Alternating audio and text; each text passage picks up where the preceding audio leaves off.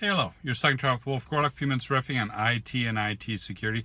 Today, looking at the oftentimes overlooked risk of IT administration tools. You know, one of the things that I love about being in the security industry is war stories. And one of the things that's great about being in the security industry where you have a red team is you get some good war stories. You're like, how did you do that? And they're like, let me tell you. And so recently I heard one, which I'm going to walk you through in just a minute, but the tip for you is this. When you think about your security, oftentimes we think about end user apps, end user functions. Make sure we're also applying security rules such as two-factor authentication, patching, what have you, to the administrative tools, right? To those functions and functionality that we give to our IT admins. Yes, they're technical. Yes, they're the guys who should know better. But yes, we need to hold them accountable because they make mistakes too. So here's the story. Zabbix, right, which is a monitoring tool. Zabbix was available off the perimeter, as you might imagine. Because if I'm on my phone and I want to check what's going on, what are they going to do? You're going to go to the web portal and pull it up, right? Or if you're at home and on a VPN, you get the idea. They published it out over TLS, which is good, HTTPS, fantastic.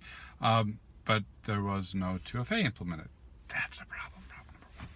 Problem number two is in trying a bunch of usernames and passwords. Obviously, it's easy enough to get a list of admin usernames, right? Using basic OSINT techniques. They found an admin who had set it up with a very weak password. Well, why? Well, it's just monitoring. It's not like it can do anything. Why would you worry? So why not use password 1? I'm exaggerating. It wasn't that bad, but it wasn't good. So problem 1, no 2FA. Problem 2, bad password. Problem 3, it was an older version of Zabbix, which has a SQL injection flaw and a cross-site scripting flaw. So 2FA, bad password, unpatched, lots of vulnerabilities. So what do? You inject some code. What do? You make a persistent cross-site scripting that injects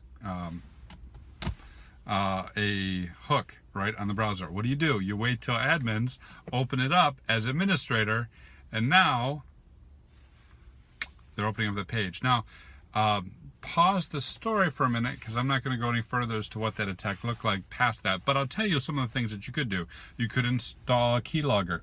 You could do remote desktop, right, and take over that user's session. You could do a number of things with a cross-site scripting flaw and ability to run on the admin desktop. And let's face it, a lot of our admins logged in as admins. Not a good thing. That was problem 4.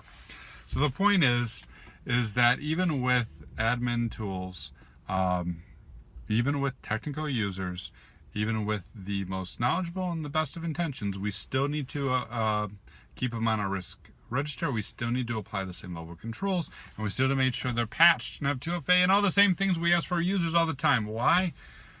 Because they're privileged users, and that is a sweet, sweet spot if you're in the red team. What about you? Do you have a good story about a admin tool going wrong and allowing someone to get into the network? Comments, social media, hit me up.